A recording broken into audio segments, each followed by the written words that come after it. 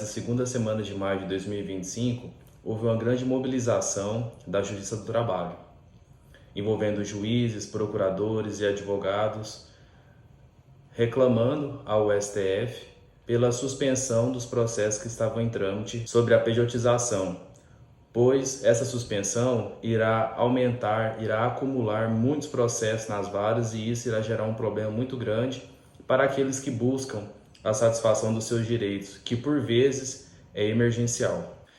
Há uma discussão de que o STF ele estaria entrando na jurisdição, na competência do Tribunal Superior do Trabalho, uma vez que ele é responsável pelas decisões relacionadas à Justiça do Trabalho. Ocorre que a Constituição traz um texto muito claro, onde diz que compete ao Tribunal Superior do Trabalho decidir sobre o trabalho, só que não traz a palavra exclusiva e nem privativa. Ou seja, no momento em que a própria Constituição Federal traz que o STF ele é responsável por salvaguardar a Constituição e garantir a autoridade de suas decisões, percebemos que uma vez que o TST ele tem decidido diferente da ADPF 324, o STF sim, ele tem permissão jurídica para tomar tais atos, ou seja, suspender todos os atos que estejam tratando sobre pejotização até que o próprio STF decida sobre o tema. Esse assunto ele perpassa a seara jurídica, pois tem um grande impacto social, político e envolve até direitos humanos. De um lado, nós temos o TST, que ele tem decidido muito em favor dos trabalhadores, ora prestadores de serviços, que vão conseguindo o seu direito até chegar ao TST, só que quando a empresa ela recorre com recurso extraordinário ao STF, lá ocorre uma inversão das decisões que estavam sendo tomadas até o momento.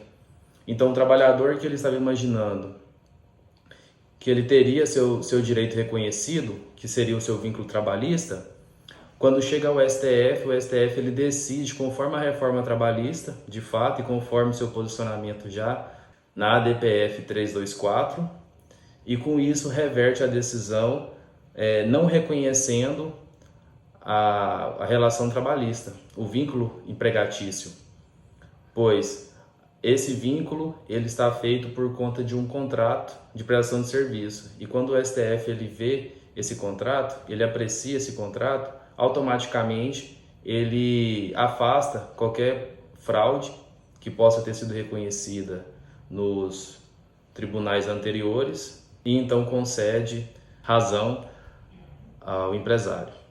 Isso tem gerado muita insegurança jurídica, pois dependendo do tribunal, o mesmo fato ele pode ser reconhecido de formas diferentes. Inclusive, há julgadores, há ministros dentro do STF que decidem de maneiras diferentes.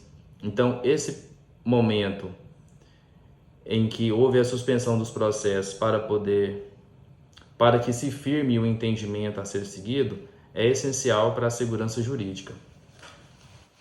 O STF, ele entende que a reforma trabalhista permite a contratação de prestador de serviço para atividade meio e para atividade fim. Logo, quando chega processos que visam reconhecer vínculo trabalhista entre prestador de serviço e tomador de serviço, o STF ele reconhece que é uma prestação de serviço. Porém, até chegar ao STF, a Justiça do Trabalho ela tem feito uma análise bem diferente, reconhecendo que há sim vínculo empregatício.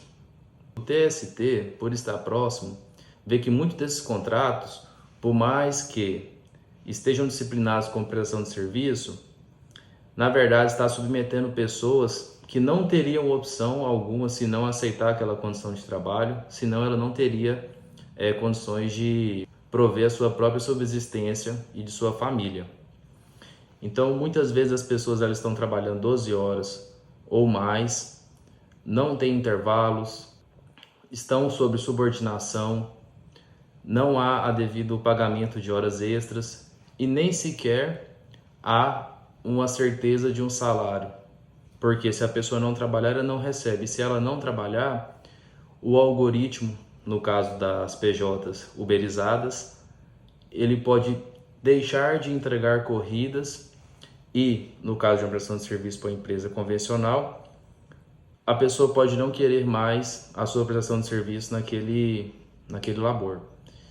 Então, a precarização, ela se vê evidente. Diante dessa temática, vemos que a suspensão de tais processos poderá favorecer o amadurecimento dessas discussões. Em outros países, tem-se meio termos, onde a pessoa não é a mera prestadora de serviço sem direitos e ela também não é um empregado conforme a nossa CLT ou a CLT vigente no respectivo país. Caso essa decisão do STF ela não seja tão favorável para encontrar esse consenso, caberá ao Legislativo, então, gerar inovações para que, por meio de novas leis, se construa um novo entendimento, novas diretrizes de trabalho. Algo que é muito importante a ser pensado. O Brasil precisa analisar a realidade dos povos que aqui vivem e não apenas importar conceitos e sistemas de outras nações que passaram por processos de colonização diferente, formação da sua sociedade e que possuem cultura e acessos diferentes. Então, neste ponto, fica aí a reflexão. Será que o empregador ele realmente precisa ter somente a opção de CLT e prestador de serviço? E ao trabalhador, ele realmente está sendo um empreendedor?